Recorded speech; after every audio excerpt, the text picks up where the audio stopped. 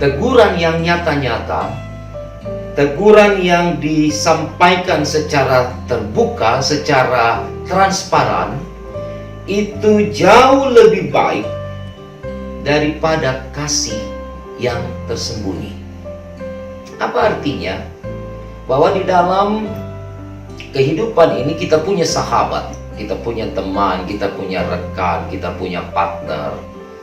Dan biasanya orang yang menganggap orang lain sebagai seorang sahabat dalam dirinya tidak ingin sahabatnya ada di dalam situasi dan keadaan yang tidak baik. Selalu berupaya, selalu mengusahakan, selalu mencoba untuk meminimalisir keadaan-keadaan yang sangat mencemaskan, mengecewakan, mengkhawatirkan sahabatnya. Karena itu biasanya seorang sahabat selalu berbicara atau selalu memberikan statement, pernyataan dalam kejujuran yang terdalam.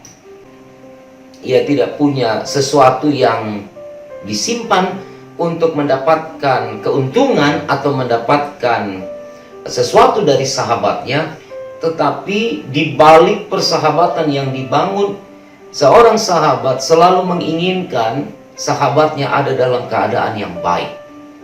Ketika sahabatnya melakukan kesalahan, ketika sahabatnya melakukan ketidakbenaran, maka seorang sahabat yang baik, dia akan menyatakan dan memberitahukan bahwa ini tidak benar, bahwa ini salah, bahwa ini tidak boleh dilakukan dan sebagainya. Jauh lebih baik, jauh lebih benar untuk menyatakan teguran yang mungkin saja akan mengecewakan dan menyakiti hati orang lain yang kita tegur itu. Tetapi teguran itu akan membawa sesuatu yang positif, yang baik bagi dirinya ketika ia dapat merespon teguran itu secara positif pula. Namun kadangkala kita belum menyatakan kebenaran, belum menyatakan teguran kepada orang yang melakukan kesalahan, tapi kita sudah mencemaskan perasaannya. Kalau saya katakan ini, mungkin dia marah, mungkin dia kecewa, mungkin sakit hati, mungkin dia tidak lagi mau bersahabat dengan saya dan sebagainya. Sehingga kita menutup diri kita. Kita menutup teguran kebenaran yang harusnya kita sampaikan kepada orang yang melakukan kesalahan atau kepada sahabat-sahabat kita. Nah, kalau kita sudah memiliki arahan, kita memiliki orientasi kehidupan yang jelas ke depan, maka segala sesuatu yang dilakukan dalam kehidupan ini harusnya juga dalam konteks itu. Orang-orang yang memiliki keimanan kepada Allah tentunya mengarahkan kehidupannya pada dua aspek besar. Bagaimana ia menjadi seseorang yang berarti di mata Tuhan, dan bagaimana ia menjadi seseorang yang bermakna bagi orang lain. Karena itulah maka kesadaran tadi membawa kita, mendorong kita, menstimulasi kita untuk terus melakukan kebenaran di dalam kehidupan. Dan pada saat ada kesalahan, ada ketidakbenaran, ada kekeliruan yang terjadi, maka kita tidak bisa diam. Kita harus berani untuk menyatakan kebenaran, menyatakan teguran-teguran yang nyata-nyata di hadapan orang lain, di hadapan sahabat, di hadapan keluarga. Katakanlah misalnya ketika istri kita keliru, maka seorang suami harus berani untuk mengatakan bahwa kamu salah. Ketika suami melakukan ketidakbenaran dalam hidupnya, istri ataupun anak-anaknya harus berani untuk menegur, untuk menyatakan bahwa papa salah, ayah salah, bapak salah dengan melakukan hal ini. Nah, teguran itu akan membuat seseorang yang ditegur itu berpikir secara cepat dan spontanitas, bahwa ketika ia ditegur, maka ia harus segera mengubah ketidakbenarannya. Ia harus segera memperbaiki kekeliruannya. Yang kedua, teguran itu juga bermakna bahwa ia menyadari bahwa orang-orang sekelilingnya yang memberikan teguran tadi masih menyayangi dan mengasihi dia. Mereka tidak mau anak-anaknya, suaminya, istrinya, orang tuanya masuk dalam jurang kehancuran dan kebinasaan. Bahwa teguran yang nyata-nyata itu jauh lebih baik daripada kasih yang tersembunyi. Seorang kawan memukul dengan maksud baik. Jadi teguran itu diibaratkan sebagai sebuah pukulan.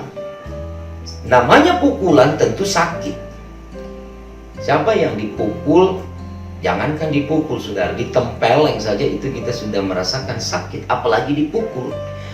Karena itu sebuah pukulan dari seorang kawan, itu pasti konsekuensinya orang yang dipukul akan merasakan sakit. Tapi kesakitan yang dialami dan dirasakan itu bermaksud baik untuk mengubah kesalahan, ketidakbenaran, kekeliruan yang dilakukan oleh sahabat kita. Tetapi perhatikan saudara ya, seorang lawan mencium secara berlimpah-limpah. Lawan itu akan memberikan ciuman. Lawan itu akan memberikan harapan. Seakan-akan mereka berempati, bersimpati dengan kita dalam kesalahan kita. Saudara ingat kisah Yudas di Taman Getsemani. Ketika Tuhan Yesus sedang berdoa dengan murid-murid, Yudas datang dengan pasukan Romawi dan pasukan Yahudi untuk menangkap Yesus. Apa yang dilakukan oleh Yudas? Dia datang dan dia mencium gurunya, rabinya, Tuhannya. Ciuman Yudas adalah ciuman tanda pengkhianatan. Ciuman tanda ia menyerahkan orang yang teramat baik atas dirinya kepada musuh-musuh mereka. Ciuman seorang lawan secara berlimpah-limpah janganlah dianggap sebagai sesuatu yang memberikan spirit bagi kita. Tetapi ingat, itu adalah jebakan. Ciuman itu akan menghipnotis iman kita supaya iman kita tidur, iman kita tidak bekerja, lalu kemudian mereka akan menguasai kehidupan kita.